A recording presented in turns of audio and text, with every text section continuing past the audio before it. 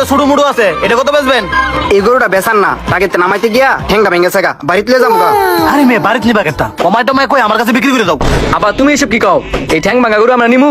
তুই চুপ থাক, গরু তুই কিনতে আইছিস না আমি কিনতে পাইছি? ফুলাবাইন মানুষ সাথে বেচতি কথা কইস না, কি বেচবা নাকি? নিলে তো বেশ মই, কিন্তু আপনি এই গরু যদি কুরবানির লেগে নেন, কুরবানি তো হইতো না। গরু আমি কিনলে কেন নিবো সেটা তো তোর দেয়ার বিষয় না, তুই গরু বেচবি কোথায় দেখো। গরু যদি নেন মিল সিল করে 80 দিলেন, এটা যদি ঠ্যাং ভালো থাকতো 1,20,000 বেচলাম বলে। আসি না, এই গরু যদি আপনি ভাঙাও দেন তাও আমি নিতাম না। আবার আপনি এই গরুটা দেন চাই, এই গরু আমি নিতাম না। আরে বেটা গরু মাংস খাওয়ার লাগে তুই ঠ্যাং ভাঙ্গাটা করছিস কি? আর টিয়াটাও তুই বেচে দেবো গা। জীবনে তো অনেকটা বাঁচাইছেন, আর তে যদি বাঁচানোর হয় সুস্থ সবল ছোট্ট একটা গরু নেন, আর তাতেও যদি আপনার না হয় আপনাকে ছাগল নেন।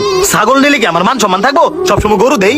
আপনি ছাগল কিনলে আপনার মান সম্মান যাবো গা, আর এই ঠ্যাং ভাঙা গরু কুরবানি দিলে আপনার মান সম্মান যাইতো না। আর মানুষ কি কুরবানি দেয় মান সম্মানের লেগা না আল্লাহ সন্তুষ্টের লেগা? দেন আব্বা, সারা জীবন অনেক কিপটামি করছেন, এই কুরবানির গরু লইও অত্যন্ত কিপটামি করেন না। বছর শেষে একবারই কুরবানির দেয় মানুষ চিন্তাধারা থাকে অনেক সুন্দর সুন্দর গরু, বড় বড় গরু কুরবানি দিব, আর আপনি চিন্তাধারা ছোট ছোট গরু কুরবানি দিবেন। পেয়ার না সাহেব হইরা আপনি চিন্তাধারাটা এতটাই নিচে নামছে, আপনি হাড়য়া লুলা গরু বিছরান। মরে গেলে এত টিয়াতে কি করবেন? আমি কি পারমু? আপনার লগে আপনি সব টিয়া খবর দিতাম। এই যে এত টিয়া পয়সা আমি জমাইতেছি, এতে কি আমার লেগে জমাইতেছি না তোর ভবিষ্যতের লেগে জমাইতেছি? এমন ভবিষ্যতে টিয়া তো আমার দরকার নাই। আপনি গরু কিনলে সুস্থ সবল গরু কিনেন, আর নয়তো আপনি বাইতেন, গরু কেনার কোনো দরকার নাই। এই নামের কুরবানি না দিয়া আপনি বাড়িতে লন, আপনি সব টিয়া বেঁচে যাবো গা। দেখেন মুরব্বী, আপনার পোলা যে সব কথাগুলো বলছে একদম সঠিক কথা বলছে। আপনি গরু নিতে চাইলেও আমি আপনার কাছে এই গরু বিক্রি করতাম না। শুধু এই গরু না, আমার হাটে যতগুলো গরু আছে আপনার মতো ব্যক্তির কাছে একটা গরু বিক্রি করতাম না।